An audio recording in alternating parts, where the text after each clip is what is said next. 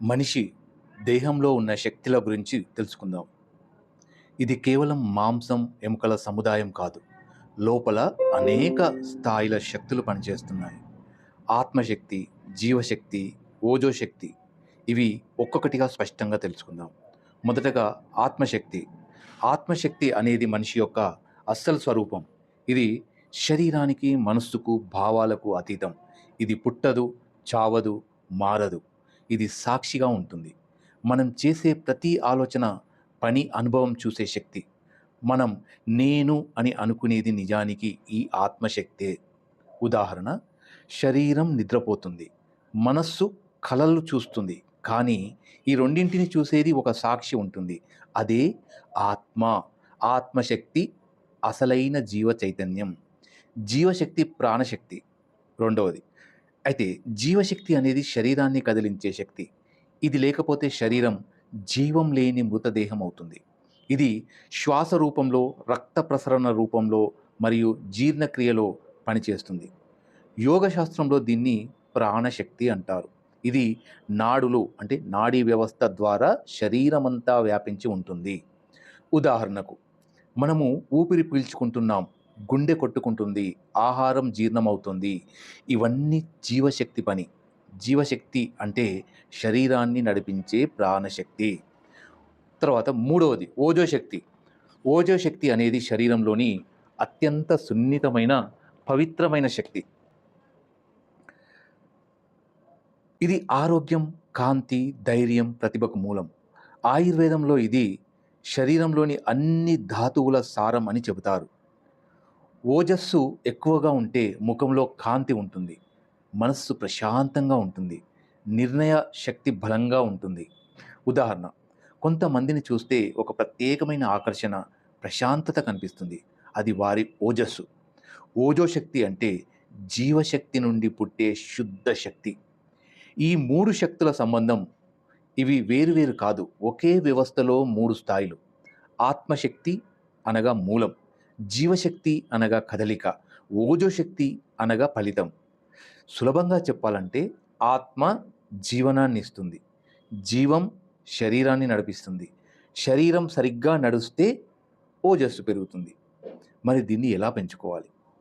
ఆత్మశక్తి కోసం ధ్యానం, ఆత్మ విచారణ అవసరం. జీవశక్తి కోసం ప్రాణాయామం, శ్వాస నియంత్రణ. తర్వాత ఓజోశక్తి కోసం సాత్వికమైన ఆహారం, నియమం, మంచి ఆలోచనలు. దీని ద్వారా మనం వాటిని పెంచుకోవచ్చు. మనిషి బయట కనిపించేది శరీరం మాత్రమే, కానీ లోపల ఆత్మశక్తి.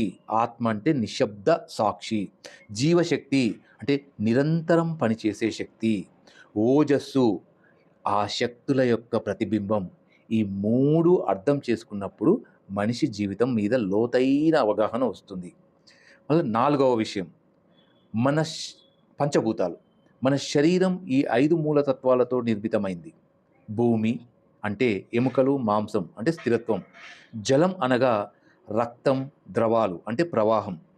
మూడవది అగ్ని అంటే జీర్ణక్రియ, ఉష్ణం అంటే మార్పు. నాలుగవది వాయు. వాయు అనగా శ్వాస, కదలిక లేదా చలనం. తర్వాత ఐదవది ఆకాశం. ఆకాశం అనగా ఖాళీ లేదా నాడులు అంటే ఎంటీ ప్లేస్ అని అర్థం వస్తుంది.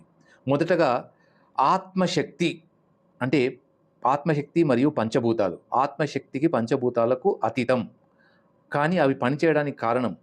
ఎలా అంటే ఆకాశం లేకపోతే శబ్దం ఉండదు, అలాగే ఆత్మ లేకపోతే జీవం ఉండదు. ఆత్మ ఒక విద్యుత్ లాంటి మూలశక్తి, పంచభూతాలు దాన్ని ఉపయోగించే పరికరాలు. ఆత్మ అంటే పంచభూతాలకు జీవం పోసే సూత్రం. రెండవది జీవశక్తి అంటే జీవశక్తి మరియు పంచభూతాలు. జీవశక్తి పంచభూతాల ద్వారా పనిచేస్తుంది. వాయుతత్వం శ్వాస, నాడుల కదలిక. అగ్నితత్వం ఆహారం, జీర్ణం, శక్తి ఉత్పత్తి. తర్వాత జలతత్వం రక్త ప్రసరణ, పోషణ.